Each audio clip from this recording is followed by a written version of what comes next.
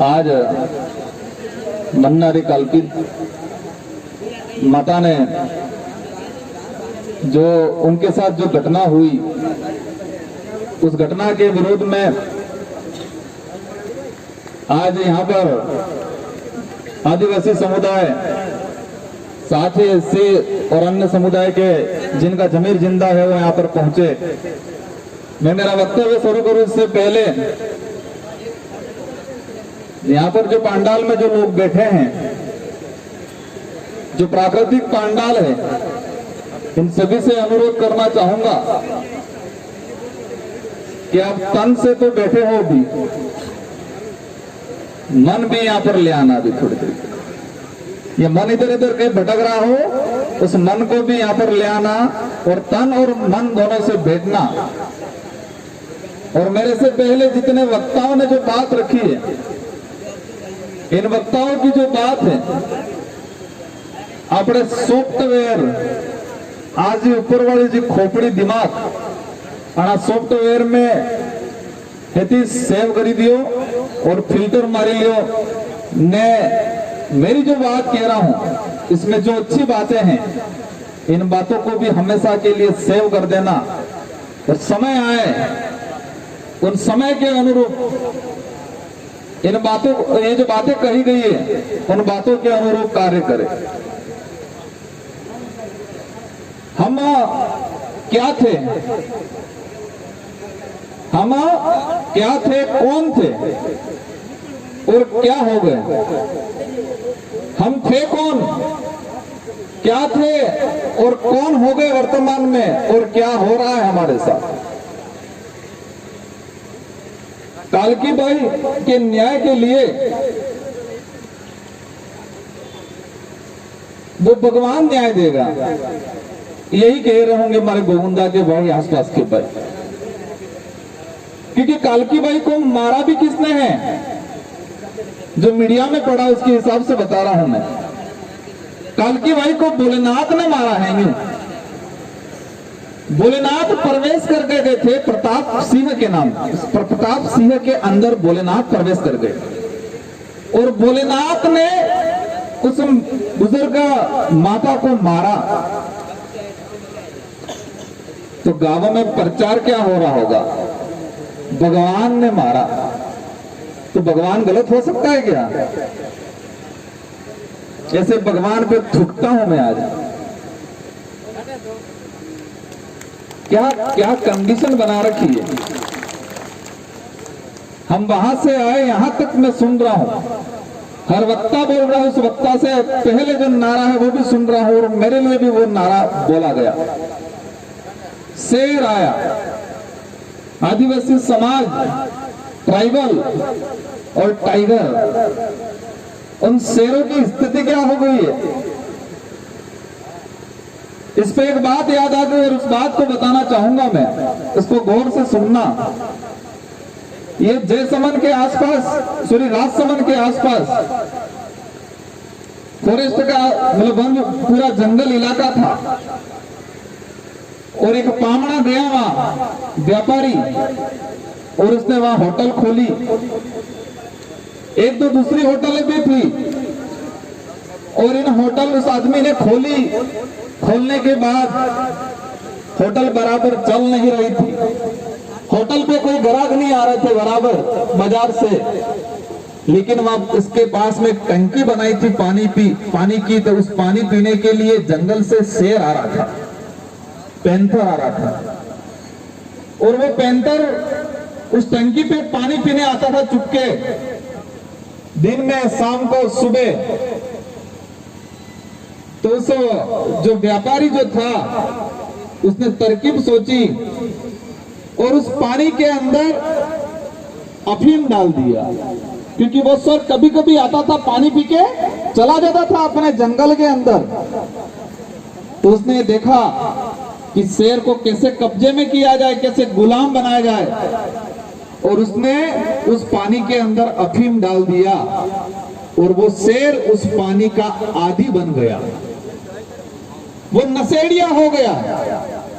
और जो जंगल का राजा कहलाता था वो इतना गुलाम बन गया, उतना गुलाम बन गया कि इस होटल के पास ही बैठा रहता, पानी पी के उस टंकी के पास ही, उसकी ताकत, उसकी आइडेंटिटी को वो भूल गया और वो जंगल का राजा जो कहलाता था वो गुलाम बन गया।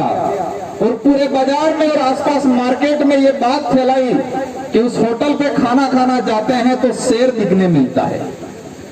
और उस बात के आधार पे उस मालिक की, उस व्यापारी की दुकान, इसकी होटल इतनी शानदार चल गई क्योंकि वहां पर कोई खाने गया, छोटा बच्चा था साथ में, बच्चे ने शेर देखा, वो पैंतर देखा और जाके उसके स्कूल में बोला कि माँ मैं कल खाना खाने गई थी मेरे पापा के साथ, मम्मी के साथ, और मैंने शेर देखा। उस कक्षा के अंदर 30-40 बच्चे थे, सबने सुना और 30-40 बच्चों ने अपने घर पे जाके अपने माँ बाप से भी जिद की कि हमको भी शेर देखने जाना है। मतलब वास्तविक पैंतर था। ये कहानी ओरिजिनल कहानी है। और उस दुकान, उस होटल वाले की, उस व्यापारी, उस पामड़े की होटल इतनी शानदार चलने लग गई। वो होटल किस लिए चली? क्योंकि इस जंगल के राजा को मानसिक रूप से नशेड़ी बना दिया, शारीरिक रूप से नशेड़ी बना दिया। और वो पैंतर, वो शेर मानो, जो अपनी ताकत को भूल के वो गुलाम बन गया और उसकी होटल चलने लग गई। वही कंडीशन हमारे समाज की हो गई आज।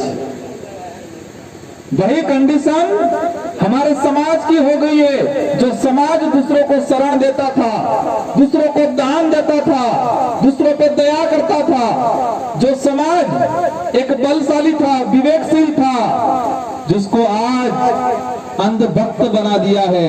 और उसी का परिणाम कालकी बाई को मारा जा रहा है और कोई बोलने के लिए तैयार नहीं है। जिस तरह से उसको अफीम देके उस शेर को उसकी ताकत खत्म कर दी गई, इसी तरह गोविंदा के भाइयों को, आसपास के भाइयों को धर्म का अफीम देके उनको गुलाम बनाने का काम किया जा रहा है।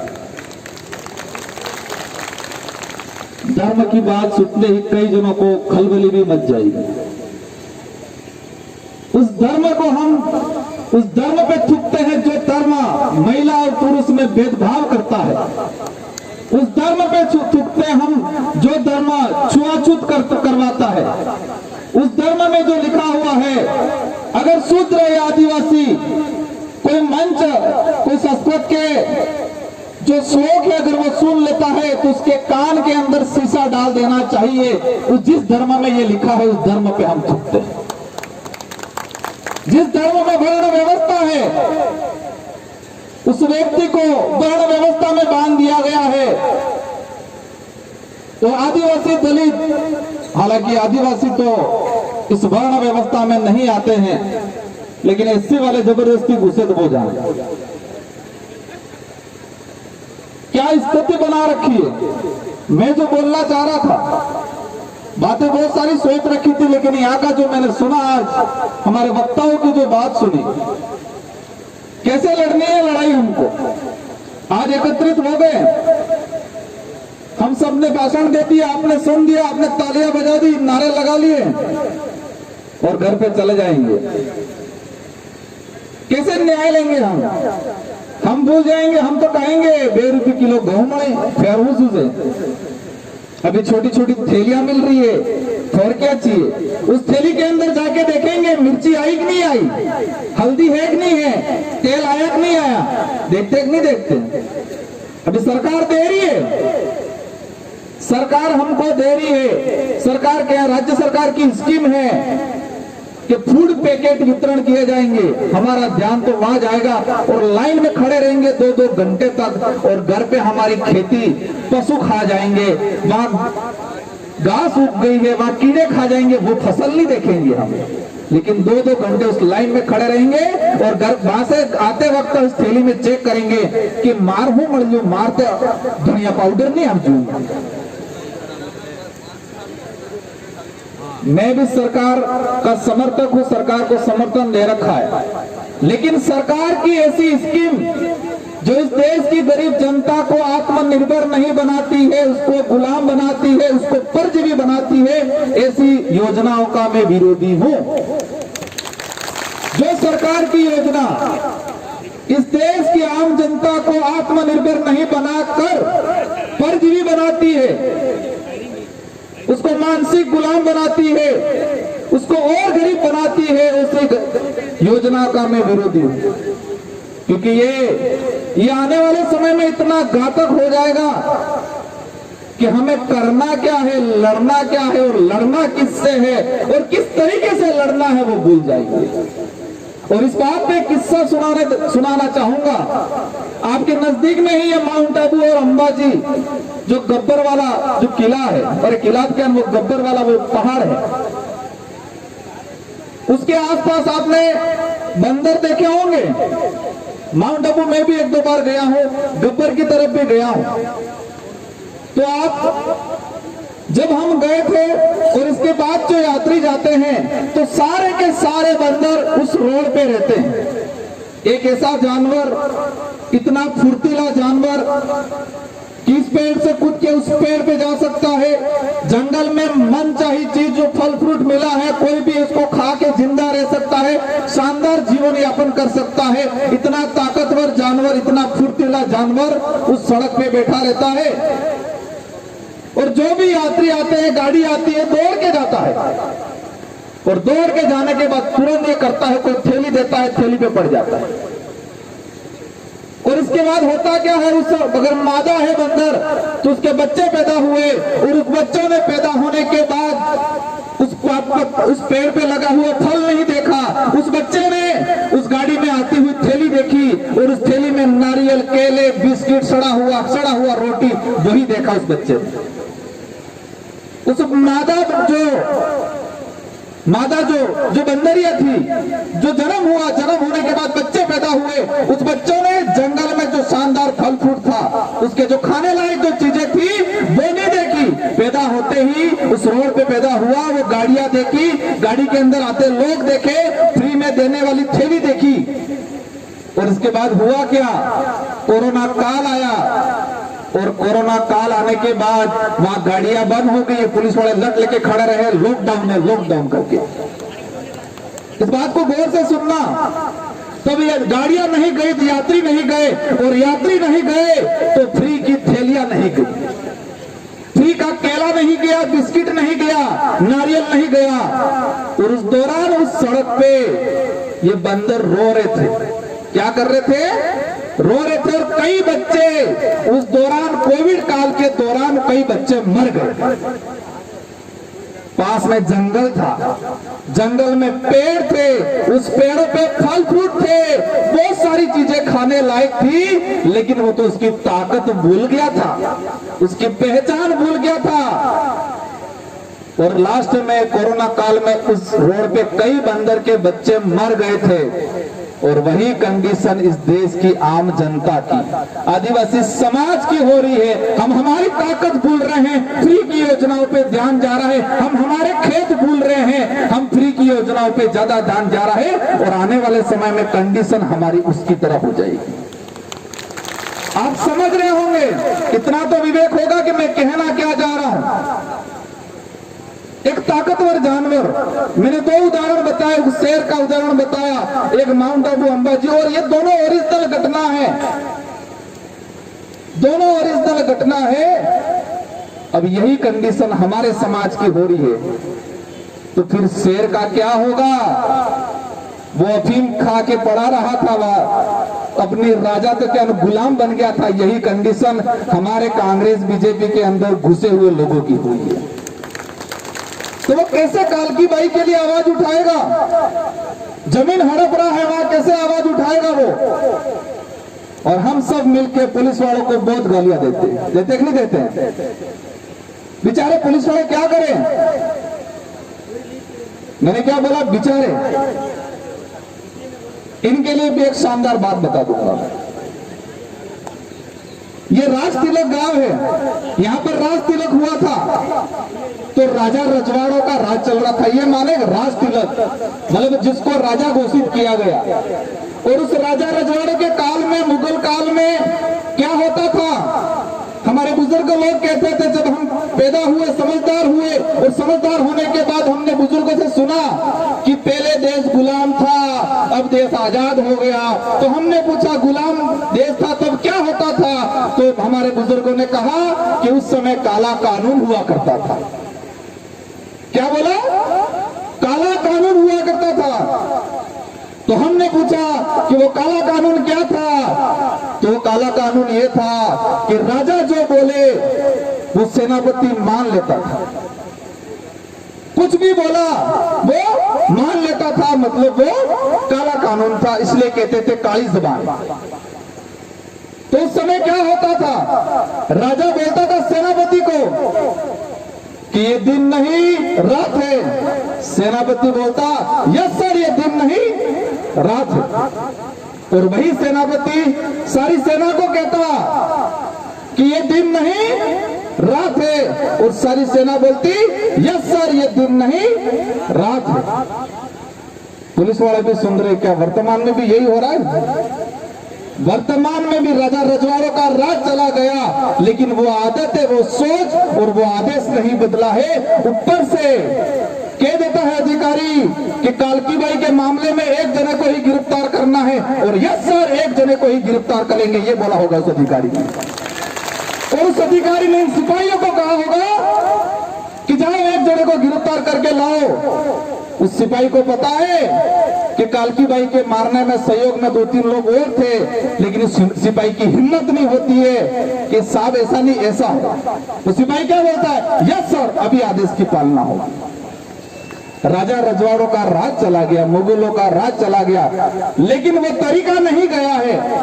अब हमें पहचानना है कि इस लोकतंत्र के अंदर राजा बन के कौन बैठा है। ये लोकतांत्रिक देश है। हमारे पूर्वजों से हमने सुना कि पहले राजा रजवाड़ों का मुगलों का राज था, और उस दौरान काला कानून चलता था। तो हमने आजादी प्राप्त कर ली। इस आजाद भारत के अंदर लोकतांत्रिक राज है, जनता का राज है। तो इस लोकतांत्रिक राज के अंदर, लोकतांत्रिक व्यवस्था में राजा बन के कौन बैठा है? उन राजाओं को बनाने में भी आपने ही सहयोग किया। लोकतंत्र की चाबी, इस देश को लोकतांत्रिक देश माना गया है। लोकतंत्र की चाबी है वो वोट है, और वो वोट की ताकत तो हम भूल गए, इस वोट की कीमत भूल गए। और हमने तो जिन्हें खादू इन्हें गाजू, जिसका खाया उसका गाया। वोटिंग के एक दिन पहले पौवा आ गया, बाजू की साड़ियां आ गई, अभी थैलियां आ गई, थैली में हल्दी नमक दलिया आ गया, और कहेंगे हमें तो जिनो खांगा है नो गांगा, जिसका खाएंगे उसका गाएंगे, और फिर हम वोट दे देंगे, और फिर वो बाजा बन जाएगा। अब आज से ठान के जाना है। इस लोकतंत्र के अंदर जो राजा बन के बैठा हुआ है, जो आपका यहाँ का विधायक हो या सांसद हो, उसको एहसास कराना है 2023 के अंदर कि ये राजतंत्र नहीं लोकतंत्र है। क्या एहसास कराना है? ये राजतंत्र नहीं लोकतंत्र है, ये एहसास कराना है। कराओगे कि नहीं कराओगे? क्या आज सुन जाओगे, मेरे साथ सेल्फी खींच लोगे, कांति भाई के साथ सेल्फी खींच लोगे, घर पे चले जाओगे, स्टोरी चढ़ा दोगे, और चुनाव के दौरान पुटली मिल जाएगी, हम पी के वोट देंगे, और फिर हम 5 साल के लिए न्याय मांगेंगे। हमें दूसरों को गालियां देने से पहले, हमने दूसरे समाज या दूसरे नेताओं को गालियां देने से पहले हमें हमारी कमजोरी क्या है, हम क्या कर रहे हैं, उसको समझना पड़ेगा। और उस बात पे मैं आता हूं, मैं सुन सुन के थक गया, राजपूत ऐसे किया, राजपूत ऐसे किए, ये है क्या बोला? हम इतिहास पढ़ते हैं, और इतिहास में राणा प्रताप को महाराणा कहलाया। हम इतिहास में ये सुनते हैं कि भारत देश के अंदर एकमात्र राजपूत रजवाड़ा ऐसा था जिन्होंने अकबर की अधीनता स्वीकार नहीं की, और उसका नाम आता है महाराणा प्रताप, और इसीलिए उनको राणा प्रताप से महाराणा कहा गया। तो राणा प्रताप से महाराणा बनाने का काम किसने किया? भीलों ने किया। उस इतिहास में जाना चाहूंगा। महाराणा प्रताप के भाई थे जगमाल और शक्ति सिंह। महाराणा प्रताप का भाई, कोई भी आदमी महान होता है, कोई भी आदमी लड़ाई जीतता है, तो परिवार और गांव वाले तो और उसके समाज वाले तो साथ में होने चाहिए नहीं। महाराणा प्रताप के भाई थे शक्ति सिंह और जगमाल, और वो दोनों कहां थे? महाराणा प्रताप की लड़ाई में हल्दी घाटी का जो युद्ध हुआ उस दौरान जगमाल और शक्ति सिंह दोनों कहां थे?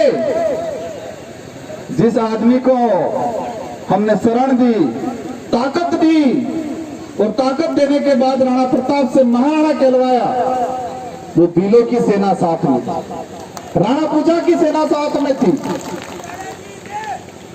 और आज मैं तो मानता हूं जो राजपूत इस भीलों के लोगों पे अगर अत्याचार करता है तो वो महाराणा प्रताप का खून या उनके पर उस कुटुंब का खून नहीं हो सकता है,